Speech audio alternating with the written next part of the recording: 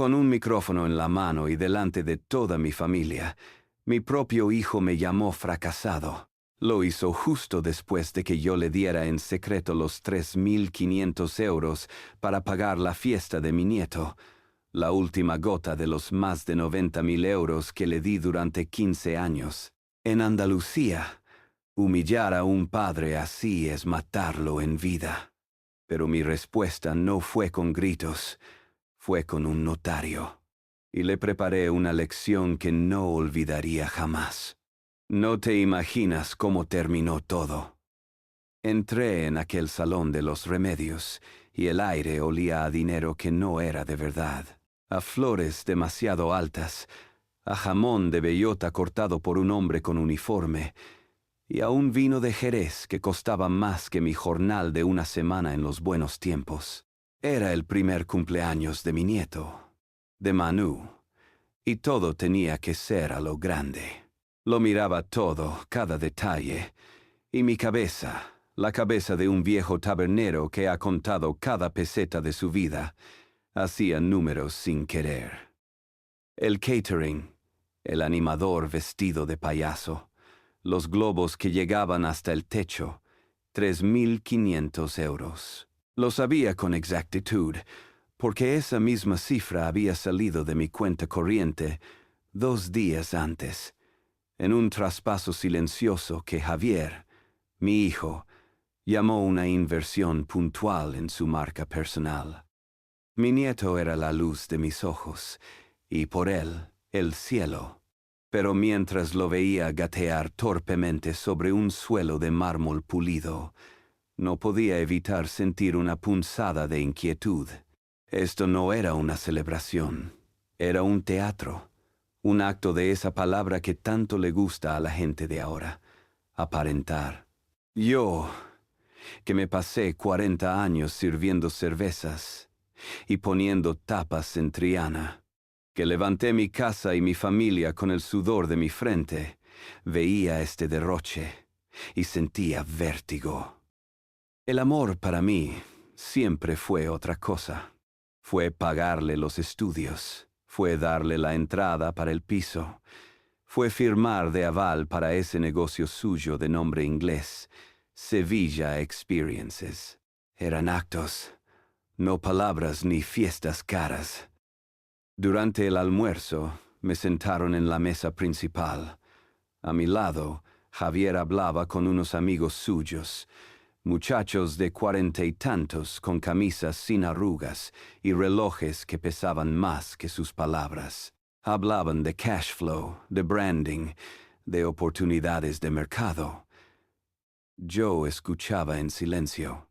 En un momento, la conversación derivó hacia los gastos de oficina, y mi naturaleza, la del hombre práctico que busca soluciones, no pudo contenerse.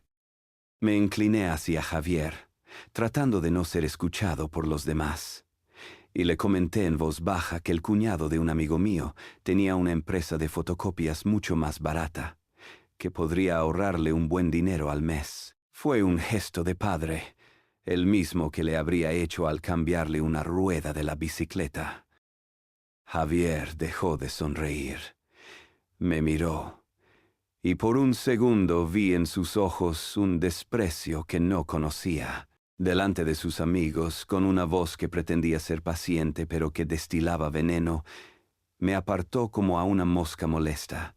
Me dijo que, por favor, yo no entendía de negocios modernos, que las cosas habían cambiado. Lo dijo así. Negocios modernos, como si mis 40 años de levantar una persiana cada día, de lidiar con proveedores, con inspectores y con borrachos, no fueran un negocio.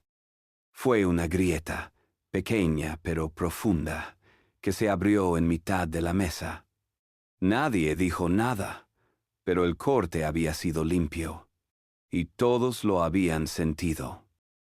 La comida terminó y empezó la música.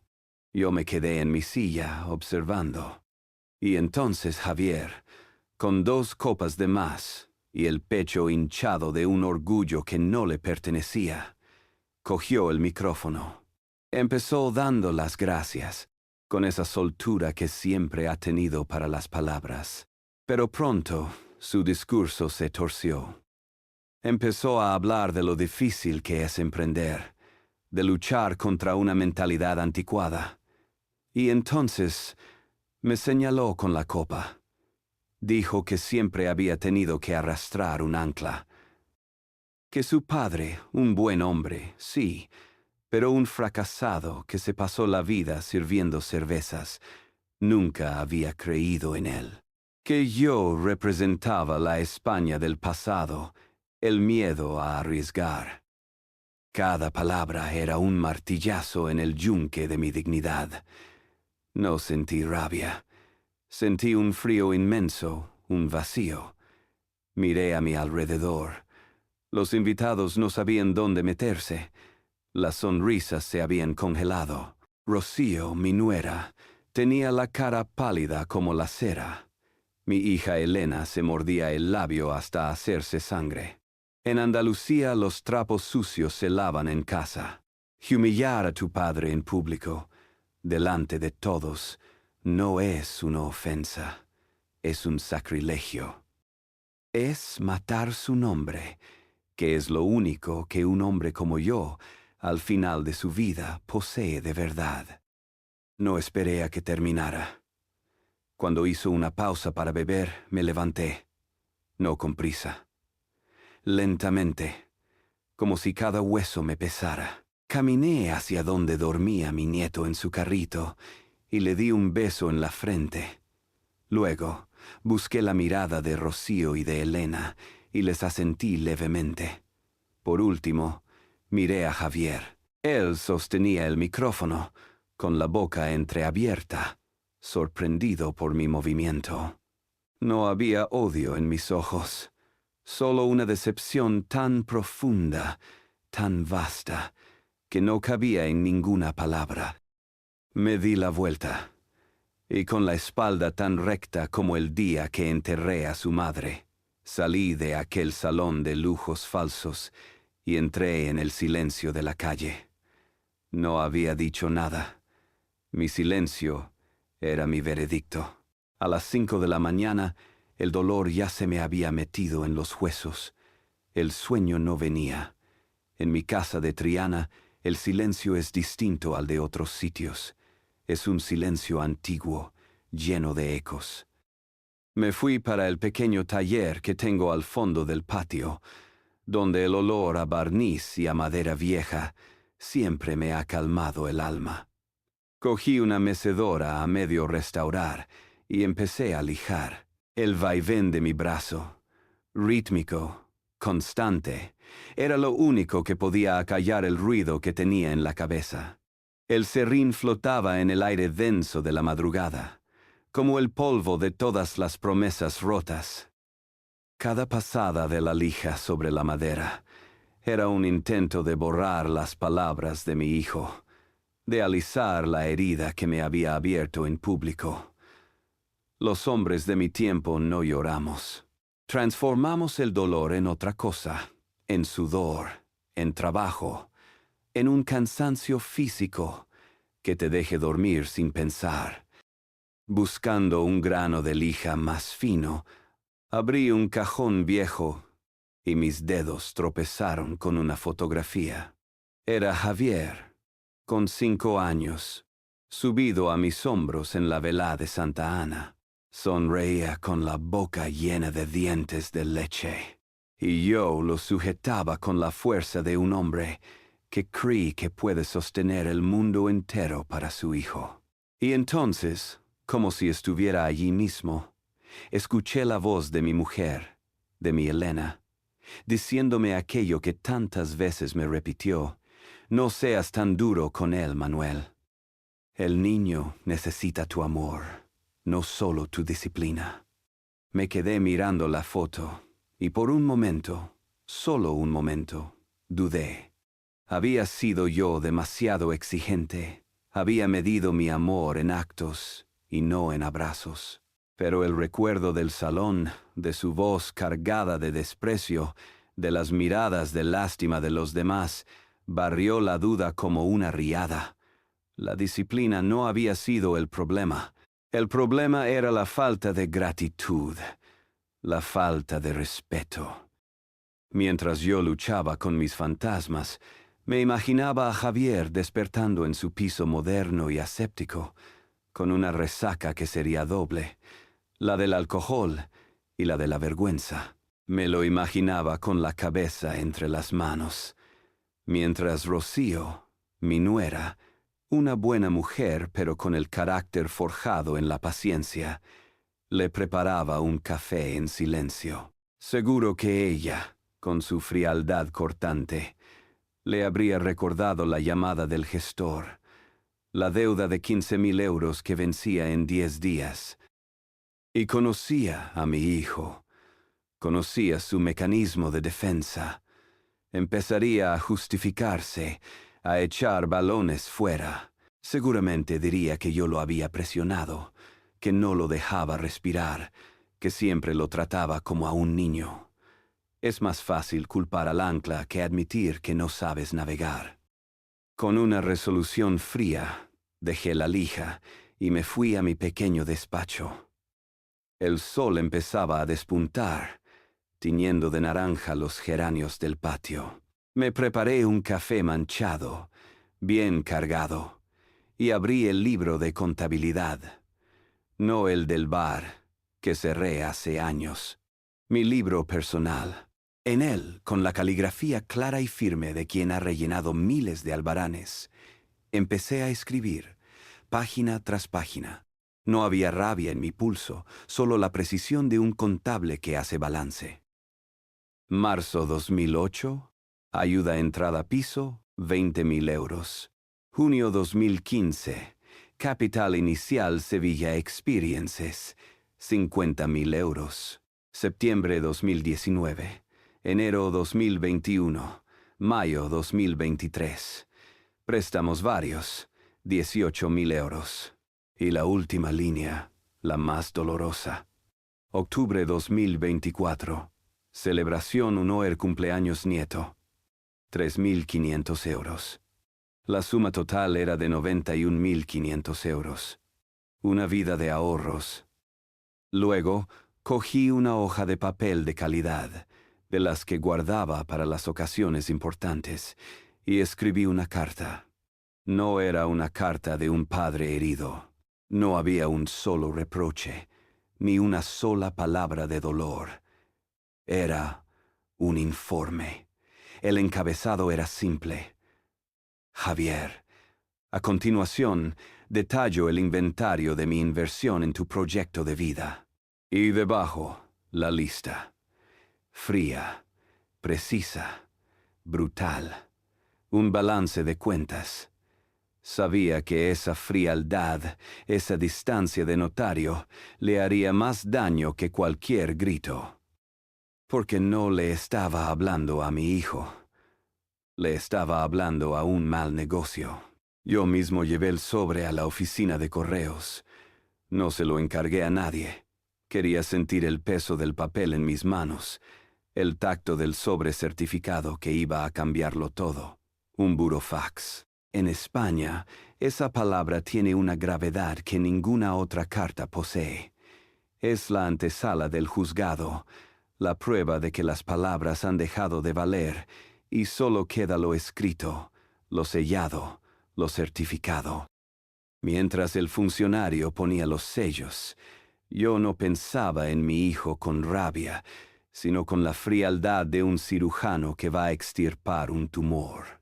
A veces, para salvar algo, hay que cortar por lo sano. Sabía que aquel sobre, al llegar a su piso de lujos prestados, sería como una bomba silenciosa. Rocío, al verlo en manos del cartero, seguro que pensaría en el banco, en un embargo. La pobre estaría esperando una catástrofe financiera y se encontraría con algo mucho peor, una catástrofe moral. No estuve allí para verlo, pero me lo puedo imaginar. Me lo imagino a él, a Javier, abriendo el sobre con los dedos aún torpes por la resaca del día anterior, leyendo la primera línea y luego la segunda y la tercera. viendo desfilar su vida en forma de cifras. Marzo 2008. Ayuda entrada piso, 20.000 euros. Junio 2015. Capital Sevilla Experiences, 50.000 euros. Ayer, fiesta 1 cumpleaños, 3.500 euros. Cada línea, un ladrillo en el muro de su fracaso. Cada número, un recordatorio de mi sacrificio. La carta no era un arma de padre, era el espejo de un contable. Y no hay nada que duela más a un hombre que se cree un genio de los negocios que ver sus cuentas en números rojos, no con el banco, sino con su propia sangre. Mi hija Elena vino a verme esa tarde. Tenía los ojos hinchados y no necesitó decir nada para que yo supiera que la bomba había estallado. Me contó que Javier, al leer la lista, se había derrumbado en una silla, mudo, blanco como el papel que sostenía, y que le había confesado a ella lo que de verdad había pasado una semana antes de la fiesta. Había ido al banco a pedir más dinero, a renegociar su deuda, y el director, un hombre de su misma edad, se lo había negado con una sonrisa condescendiente. Le había dicho que quizás no todo el mundo estaba hecho para emprender. Esa humillación, esa herida en su orgullo de nuevo rico, fue la que luego vomitó sobre mí. Yo solo fui el blanco más fácil, el viejo tabernero al que siempre podía culpar de sus propios fracasos. Pero lo que de verdad me contó Elena que había roto a Javier no fue la confesión, sino la reacción de Rocío.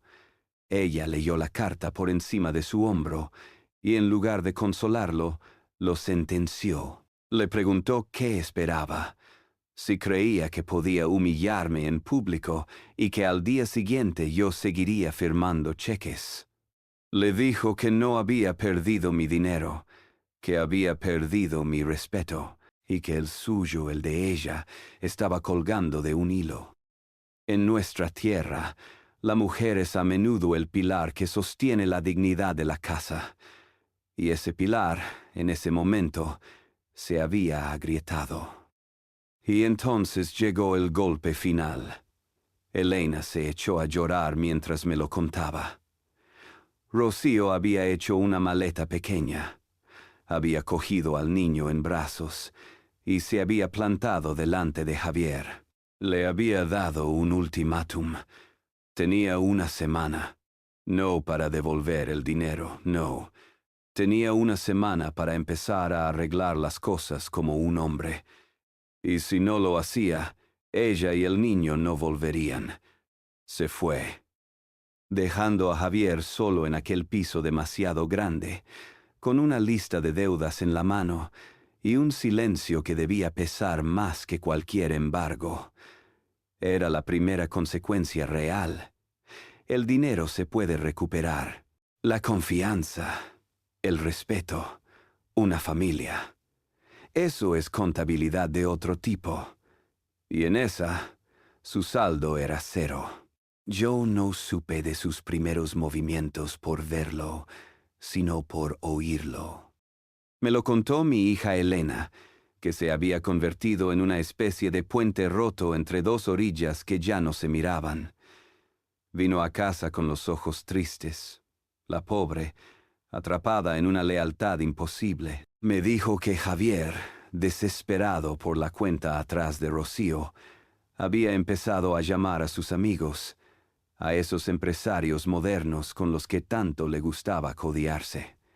Buscaba dinero, por supuesto. Un préstamo rápido para tapar el agujero más urgente. El primero le dijo que no podía. El segundo, que la cosa estaba muy mala. Pero fue el tercero, uno al que Javier consideraba casi un hermano, el que le clavó la daga de la verdad. Le dijo que lo apreciaba, sí, pero que nadie se fía de un traidor. Que si un hombre es capaz de hacerle eso a su propio padre, a su propia sangre, ¿qué no le haría a un socio?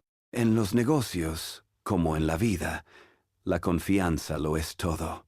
Y él, en una noche de brindis y estupidez, había quemado todo su capital. Poco después, me enteré de su visita al barrio. Me lo contó Paco, el que se quedó con mi bar, cuando vino a traerme unos churros una mañana. Me dijo que Javier había entrado la tarde anterior, buscando quizás un refugio en el territorio de su infancia. Pero el pasado ya no era su casa. Los viejos parroquianos, hombres que lo habían visto crecer, que le pellizcaron las mejillas de niño, lo saludaron con una frialdad que cortaba el aire. Paco me dijo que se hizo un silencio espeso y que a su espalda solo se oían susurros. El hijo de Manuel. ¡Qué vergüenza! Después de todo lo que hizo por él. En un barrio como Triana, las noticias no vuelan, se respiran, y la comunidad, que te arropa en el duelo y celebra en la alegría, también se convierte en un tribunal silencioso cuando se rompen sus leyes no escritas. El famoso qué dirán no es un fantasma, es un muro, y Javier se había chocado de frente contra él. Esa misma noche llamaron a mi puerta. No hizo falta que mirara por la mirilla, lo supe, era él. Su forma de apretar el botón del timbre, una mezcla de urgencia y duda. Me quedé quieto en el pasillo, en la penumbra. Veía su silueta a través del cristal esmerilado de la puerta. Estaba allí, a 2 metros de mí, en el umbral de la casa donde nació. Mi primer impulso, el de padre, fue abrir. Pero entonces recordé el salón, las caras de los invitados, su voz resonando en el micrófono. Y un frío glacial me recorrió la espalda. No era odio, era dignidad. Mi silencio era lo único que me quedaba, mi última fortaleza. Esperó 5 minutos, que a mí me parecieron 5 años. No me moví, no hice un solo ruido. Al final, su silueta se dio la vuelta y desapareció. La puerta cerrada era la metáfora perfecta, y yo estaba al otro lado, sosteniendo el cerrojo. Elena volvió al día siguiente, destrozada. Había hablado con él después de su intento fallido en mi puerta. Lloraba y me suplicaba que hablara con él, que esto nos estaba matando a todos. La dejé desahogarse, y cuando terminó, le puse una mano en el hombro. Mi voz sonó más dura de lo que pretendía. Le dije que no había nada que hablar, que ese hombre, el que había ido a mi puerta, ya no tenía padre, que el padre que él conoció había muerto en aquel salón, asesinado por la vergüenza. La última estampa de su caída la vi con mis propios ojos. Un par de días después, asomado al balcón mientras regaba los geranios, vi a Javier abajo, en la calle. Estaba pegando un cartel en la ventanilla de su coche, de ese BMW que tanto le gustaba lucir. Un folio blanco con 2 palabras escritas a mano. Se vende. Un vecino que pasaba le lanzó una puya, lo suficientemente alto para que yo la oyera. Ya no hay que aparentar, Javi. La humillación había completado su círculo. Lo vi alejarse, con los hombros caídos, y por primera vez desde la fiesta, en la soledad de mi piso, con la casa en silencio, empecé a sentir el peso real de lo que estaba pasando. Las paredes se habían cerrado sobre él, y yo, su padre, había construido la más alta de todas. El siguiente paso no lo di con el corazón, sino con la cabeza y con los pies. Me llevaron por las calles de Triana, cruzando el puente, hasta el corazón de Sevilla, a la calle Sierpes. Allí, donde los turistas compran abanicos y los sevillanos de toda la vida cierran los tratos importantes, tiene su despacho don Alejandro. Es más que un notario, es un amigo de la familia. El hombre que dio fe de la compra de mi bar y de la cancelación de mi hipoteca. Su notaría no es una oficina, es un templo. Huele a papel antiguo, a madera de caoba y a respeto. Entré allí no como un padre dolido, sino como un hombre de negocios que viene a liquidar una cuenta. Quería poner orden.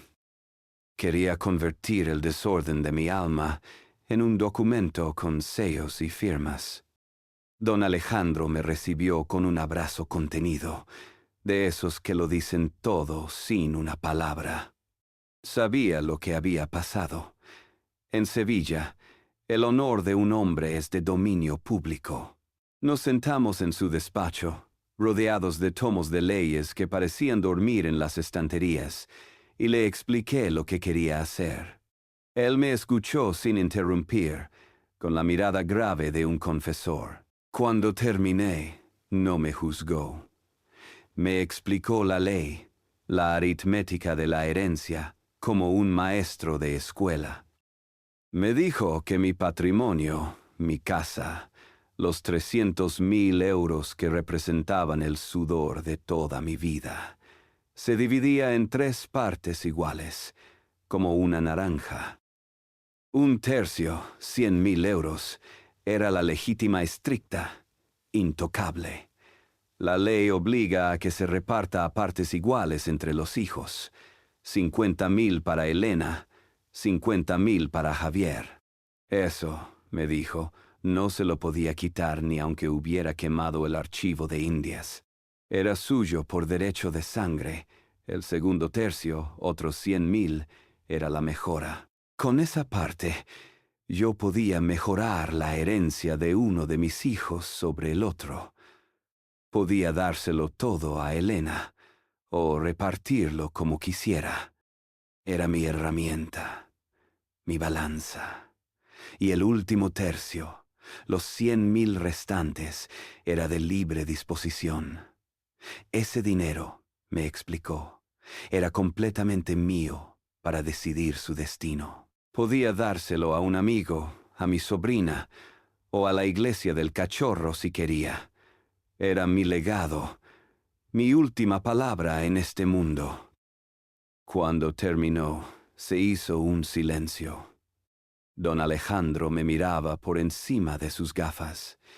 Me preguntó si estaba seguro, si lo que estaba a punto de hacer era justicia o era venganza. La pregunta me atravesó, porque era la misma que yo me hacía en las noches de insomnio. Lo miré fijamente y le respondí con una calma que no sentía. Le dije que no era venganza, que era pedagogía. Que mi hijo era un hombre de 45 años que aún no había aprendido que los actos tienen consecuencias. Y que yo, como padre, sentía que era mi última obligación enseñárselo. Entonces, le dicté mi voluntad. Mi voz no tembló. Javier recibiría únicamente lo que la ley exigía. Su parte de la legítima estricta, 50.000 euros, ni un céntimo más. Elena recibiría su legítima y la totalidad de la mejora, 150.000 euros. Y el tercio de libre disposición, mi último tercio, el que representaba mi libertad, no sería para nadie de mi familia. Iría íntegro a crear un fondo de becas para la Escuela de Hostelería de Triana, para ayudar a chavales sin recursos que quisieran aprender el oficio que a mí me dio de comer y que mi hijo tanto había despreciado. Don Alejandro transcribió mis palabras al lenguaje enrevesado de los notarios. Cuando terminó, me pasó el documento y una pluma estilográfica, y fue entonces, solo entonces, cuando mi cuerpo me traicionó. Al coger la pluma, mi mano tembló, una vibración casi imperceptible, pero real.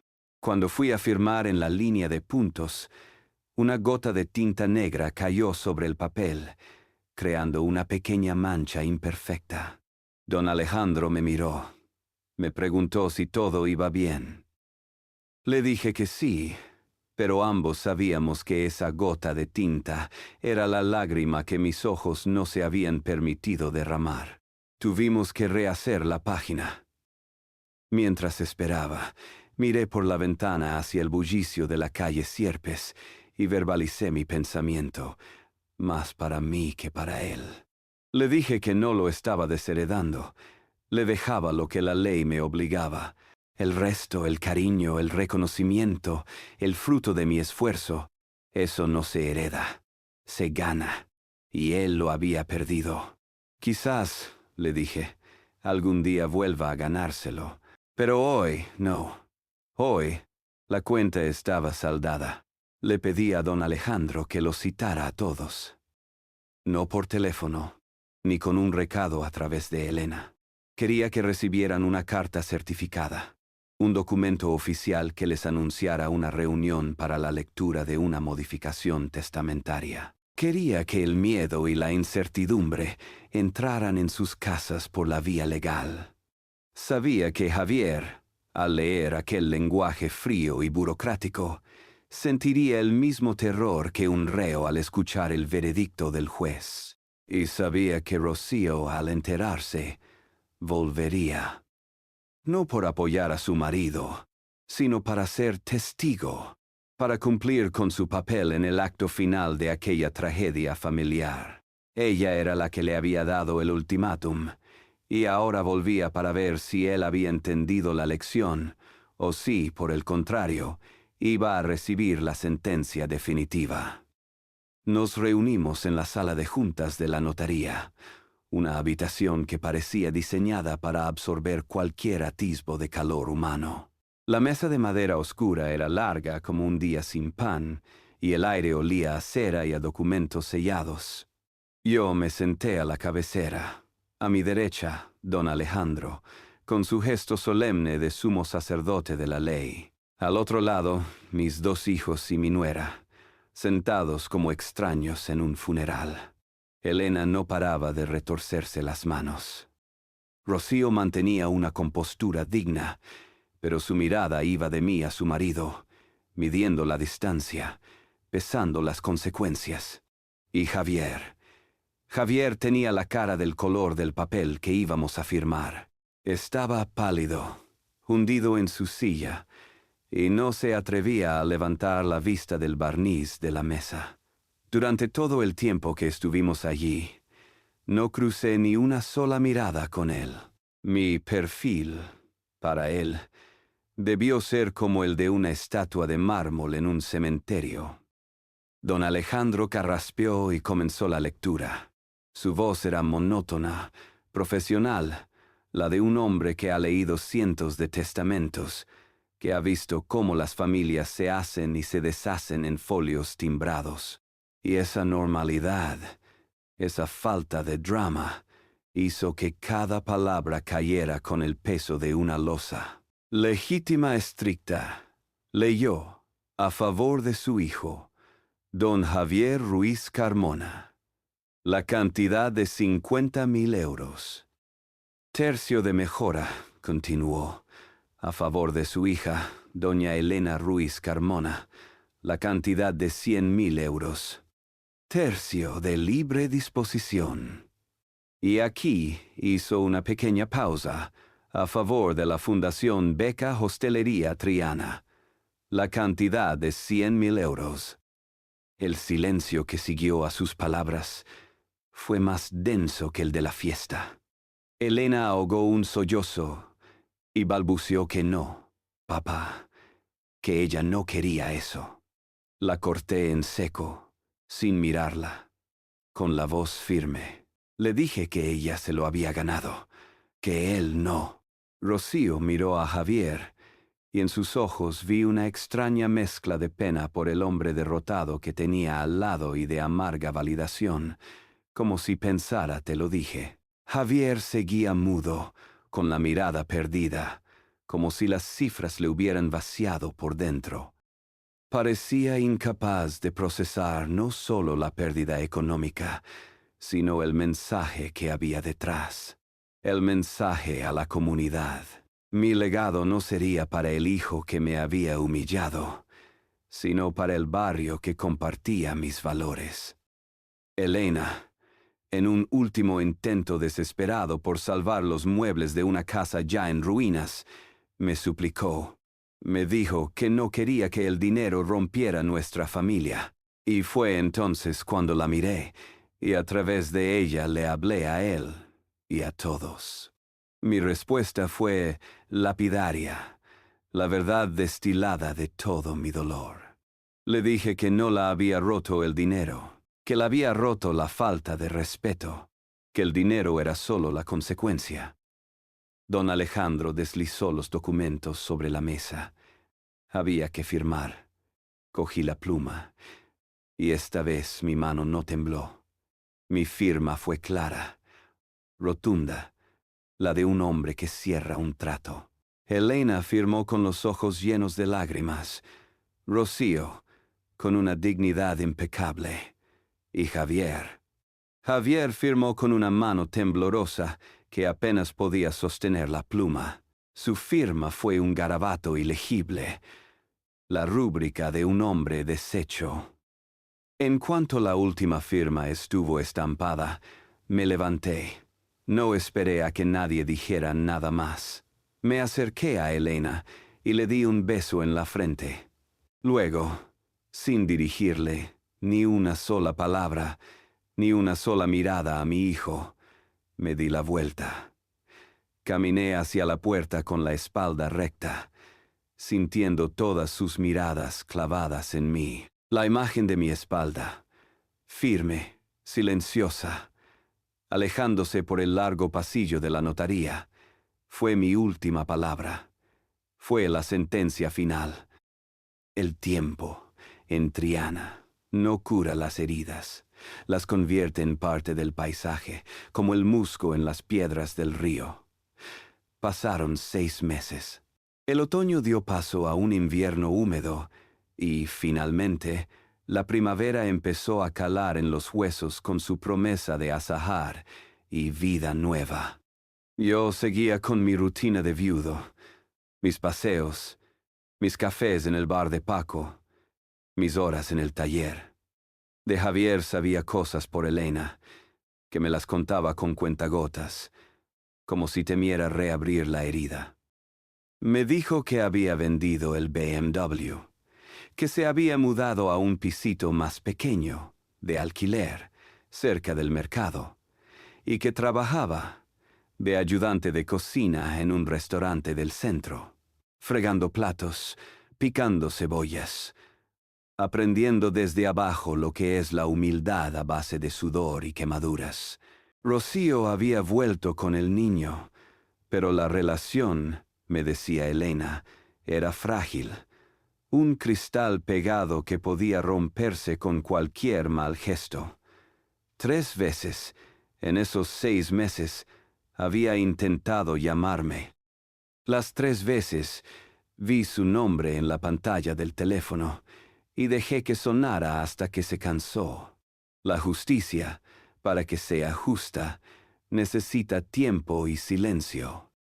Y entonces llegó la Semana Santa, y con ella, la madrugada.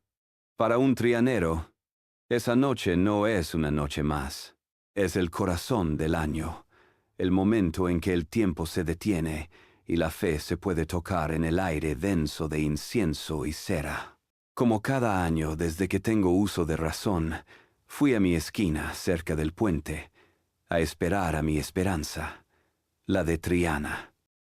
Estaba allí, de pie, solo entre miles de almas, cuando lo sentí a mi lado. No necesité girarme. Reconocí su presencia, el aura de mi propia sangre. Se colocó a mi vera, hombro con hombro, sin decir una palabra. Nos quedamos así, no sé cuánto tiempo. 5 minutos, quizás 10. Una eternidad en silencio, rodeados por el murmullo de la multitud, el llanto lejano de una saeta. La tensión entre nosotros era un muro invisible, más real que la gente que nos apretujaba. Yo no lo miraba. Tenía los ojos fijos en la calle, esperando. Y entonces la vi venir. La esperanza, navegando sobre un mar de cabezas, con su palio bordado meciéndose como si respirara, con los miles de cirios iluminando su cara de dolor y consuelo. A lo lejos se escucharon las cornetas de la banda. El fervor de la gente creció, una ola de emoción contenida. Fue en ese preciso instante, en el momento de máxima devoción, cuando el paso de la Virgen estaba casi frente a nosotros, que escuché su voz. Un susurro ronco, quebrado, que luchaba por no ser ahogado por el gentío. Me dijo que lo sentía, papá, que había tenido miedo de ser un fracaso, de no estar a mi altura, que cuando el del banco lo había humillado, cuando sintió que todos lo miraban con pena, no pudo soportarlo, y que lo pagó conmigo, con el único que nunca le había fallado. Me dijo que nada de lo que había dicho era verdad, que yo era el mejor hombre que conocía, y que él era un cobarde. No me moví, no giré la cabeza. Seguí con la vista clavada en el rostro de la Virgen, que pasaba lentamente, bendiciéndonos a todos, a los justos y a los pecadores. Y sin que yo pudiera controlarlo, sentí como una lágrima, una sola, caliente y traidora, resbalaba por mi mejilla. Me la sequé de un manotazo brusco, casi con rabia, avergonzado de que mi propia carne me hubiera delatado. El paso se alejaba ya, y su música con él. Pasó un minuto eterno. Finalmente giré un poco la cabeza, solo un poco, y hablé. Mi voz sonó extraña, rota por la emoción que me negaba a sentir. Le dije que el perdón de Dios, si se lo pedía, seguro que lo tendría, pero que el mío no se pedía, se ganaba, con hechos, no con palabras bonitas en una noche de fervor. Le pregunté si lo entendía. Él asintió en silencio, con la cabeza gacha. Entonces, terminé mi sentencia. Le dije que entonces me lo demostrara, que tenía tiempo, que yo ya era viejo, pero no tanto. No hubo abrazo, no hubo una mano en el hombro, no hubo nada. Me di la vuelta y me perdí entre la multitud, dejando que la marea de gente me arrastrara lejos de él. Lo dejé allí solo en mitad de la madrugada, pero supe mientras me alejaba que no lo había dejado hundido en la desesperación. Lo había dejado al principio de un largo camino, y por primera vez en 6 meses sentí algo que se parecía, muy de lejos, a la esperanza. 5 años es mucho tiempo. Es tiempo suficiente para que un niño que gateaba aprenda a leer, para que las heridas dejen de sangrar y se conviertan en cicatrices que tiran de la piel de vez en cuando, para recordarte que estuvieron ahí. Y es el tiempo que tardó mi hijo en demostrarme, con hechos, que había entendido. Celebramos el 6º cumpleaños de Manu, mi nieto, en el patio de mi casa. No había salones de lujo ni payasos a sueldo. Había una paella que yo mismo empecé a preparar al amanecer, el olor a leña y azafrán mezclándose con el del jazmín que trepaba por la pared. Estábamos los justos, Elena y su marido, Rocío y Javier. El ambiente era cálido, real, lleno de las risas de un niño que corría tras una pelota. Observaba a Javier. Ya no era aquel muchacho con ínfulas de empresario. Era el gerente del restaurante donde había empezado fregando platos, y se notaba en sus manos, más ásperas, y en su mirada, más tranquila. Vestía con sencillez, y hablaba menos, pero escuchaba más. Lo vi servir vino a los demás con una humildad que nunca antes le había conocido, con un gesto de servicio, no de protagonismo. Y mi corazón de padre, ese viejo músculo endurecido por el dolor, notó un alivio que no sentía desde hacía mucho. En un momento, mientras las mujeres recogían los platos, nos quedamos solos en la cocina, preparando el café. El silencio entre nosotros ya no era tenso, era solo silencio. Cómodo. Fui yo quien lo rompió, comentando que me habían dicho que le habían dado el puesto de gerente. Él asintió, sin darle importancia. Me dijo que no era gran cosa, pero que era suyo, que se lo había ganado. Bien, le dije. Hubo una pausa. Él carraspeó, como si fuera a empezar una de sus viejas disculpas. Papá, yo. Lo corté con un gesto. No hace falta, hijo. Ya lo dijiste hace 5 años, en la madrugada. Ahora lo estás demostrando. Y eso es lo que importa. Después del café, lo llamé a mi pequeño despacho. Había un sobre encima de la mesa. Vi cómo su rostro palidecía por un instante, un eco del pánico de aquel burofax que lo había roto todo. Le hice un gesto para que lo abriera. Dentro no había una lista de deudas, sino un documento, un fondo de inversión a nombre de su hijo, de Manu Jr., por valor de 15,000 euros, para sus estudios. Le dije que el futuro del niño estaba asegurado, que lo que él hiciera con el suyo ya era cosa suya, pero que ahora yo sabía que sabría hacerlo bien. En el quicio de la puerta, Elena nos observaba, con una sonrisa que se deshacía en lágrimas silenciosas. Había esperado 5 años para ver ese momento. Javier levantó la vista del papel, con los ojos anegados. Dio un paso hacia mí y me abrazó. Fue un abrazo torpe, de hombres que no están acostumbrados a tocarse. Un abrazo rígido al principio, que olía a café y a perdón. Tras un momento le correspondí con una palmada fuerte en la espalda, la única forma que conocemos los hombres como yo para decir te quiero. Volvimos al patio.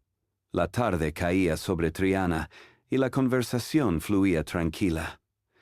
No hubo más gestos grandilocuentes. Pero en la mesa, mientras hablábamos del Betis, me di cuenta de que a Javier le faltaba sal para la paella. Sin que él me la pidiera, cogí el salero y se lo puse al lado. Un gesto mínimo, doméstico, casi invisible. Pero él levantó la vista, me miró y entendió. Significaba te conozco, significaba te veo, significaba te acepto. El testamento que firmé en la notaría de don Alejandro nunca cambió. Él no me preguntó por ello, y yo nunca lo mencioné. La herencia había dejado de importar. Lo que importaba era aquello. Un almuerzo de domingo en un patio de Triana, la risa de un nieto, y un padre y un hijo compartiendo la misma mesa sin rencor. Y eso, por ahora, era más que suficiente. En esta historia, el perdón no fue un regalo, sino una conquista. El padre enseñó que las palabras de una noche de fervor no bastan para sanar una traición. La verdadera reconciliación se construyó lentamente durante 5 años, con los ladrillos de la humildad, el trabajo y los hechos silenciosos.